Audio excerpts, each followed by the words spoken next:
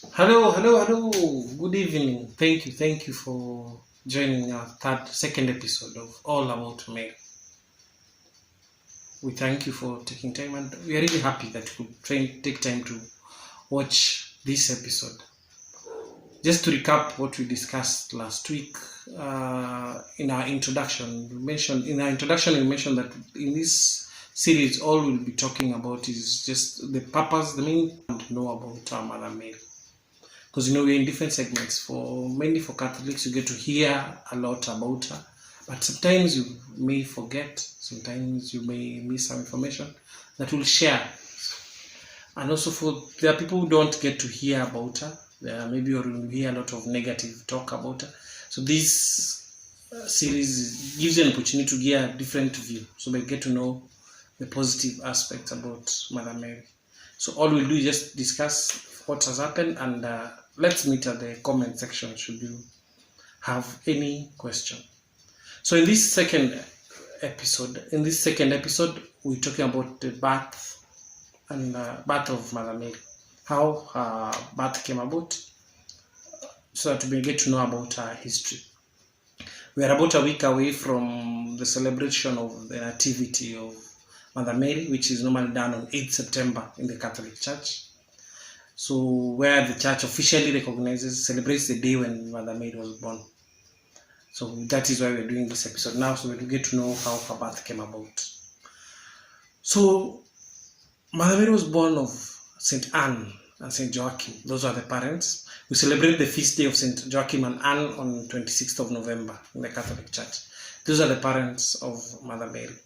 How her birth came about was that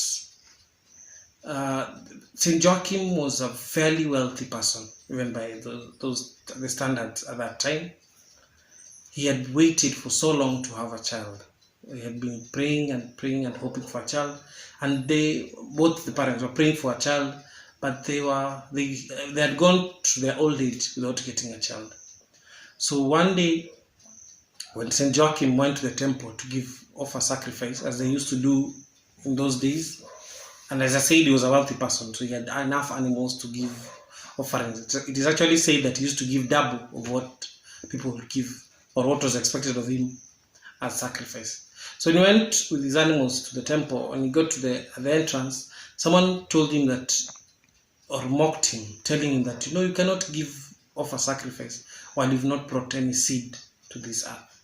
Meaning he hadn't got any child, and it was not okay for him to bring sacrifice. This statement really affected him, and he decided to go back to check in the records if there was any other person who had, any of the famous people from the tribes of Israel who did not have children, so that he could use that as a reference.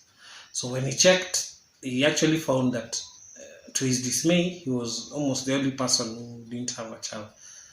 So this annoyed him, and he left everything there and went to the desert for about 40 days to fast and pray, praying for the gift of a child.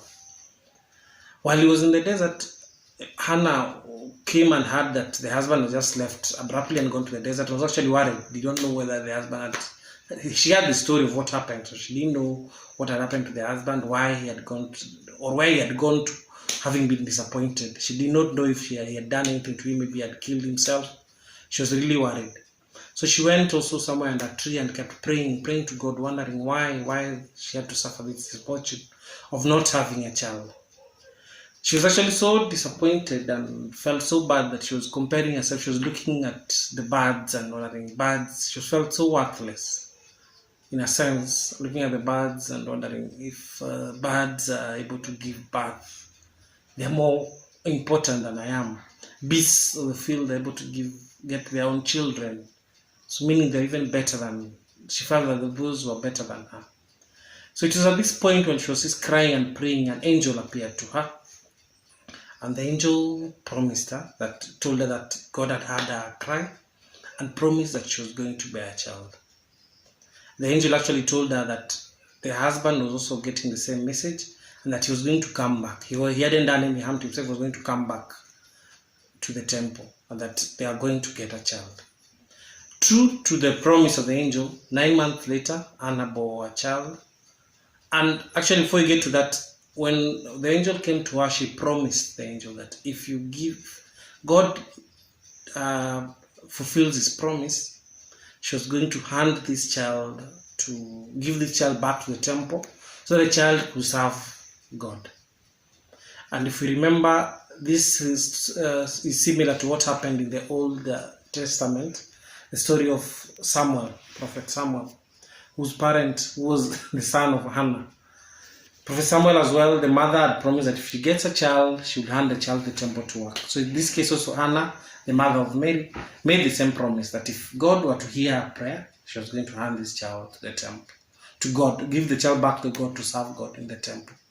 So this happened 1 year later, 9 months later, the child was born, a baby girl, and they named the child Mary. So after 3 years of having stayed with them, they decided to fulfill the promise they made, and they took the child to the temple and left the child in the temple to stay in the temple and just as a gift back to God in the temple. So Mother Mary stayed in the temple from the time she was 3 years up to 12 years.